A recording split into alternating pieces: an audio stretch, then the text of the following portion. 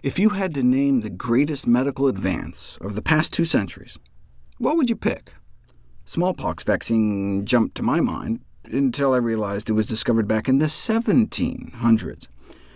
The British Medical Journal compiled a list of 15 contenders, but which would take the crown?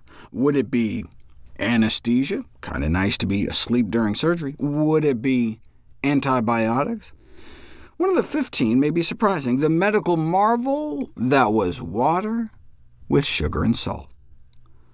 The discovery that sugar and salt were absorbed together in the small intestine was potentially the most important medical advance of the century, because it opened the way to oral rehydration therapy, which is to say, simple packets of sugar and salt in the right ratio that could be added to water to save the lives of children losing electrolytes through severe diarrhea from diseases like cholera.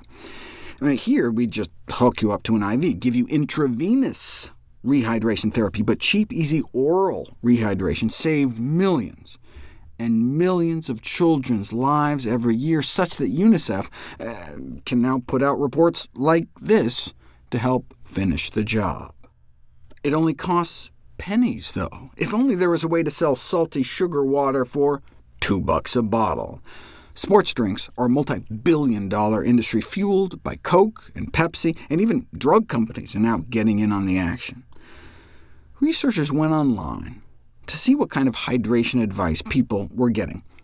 Pop quiz, true or false?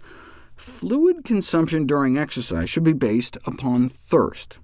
Is that a true or false statement? Fluid consumption during exercise should be based on thirst. Get a piece of paper, write down your answer. All right, ready? Next question. Electrolyte intake is not generally necessary during exercise. Keeping score? True or false? Dehydration is not generally a cause of exercise-associated muscle cramping. And last one. Exercise-associated muscle cramping is not generally related to electrolyte loss. And the answers are true, true, true, and true. If you said false to any of them, you're wrong, but in good company. 93% of top websites got the first question wrong, 90% got the second question wrong, 98% got the third question wrong, and they all got the last one wrong. And to make matters worse, those websites that would generally be perceived as being more trustworthy by the public, like medical or professional organizations, appeared to do no better. So you shouldn't feel bad if you got any wrong. No wonder athletes often have misunderstandings about proper hydration during exercise. Doesn't dehydration hurt performance? Surprisingly, when they looked at triathletes, they didn't see a correlation between dehydration and marathon finishing times. In fact, some that lost the most water actually had among the fastest times, as has been noted in other studies. Your body's not stupid. It will tell you when you need to drink. There's now ample evidence that we can just drink to thirst. And you do not have to drink your electrolytes. But wait, if you're sweating and just drink pure water, aren't you risking washing out too much salt, too much sodium, and ending up with exercise-associated hyponatremia, too little sodium? That's caused by drinking too much of anything, water or sports drinks. One of the high-profile cases of a high school athlete who died from it drank 2 gallons of Gatorade. So how do we prevent such deaths? Simple. We drink according to thirst. So these don't wait until you feel thirsty statements you hear may actually be doing more harm than good. We've known this since the early 90s, but it was ignored. The American College of Sports Medicine instead started telling athletes they should drink as much as tolerable during exercise, and what followed was an epidemic of cases of hyponatremia.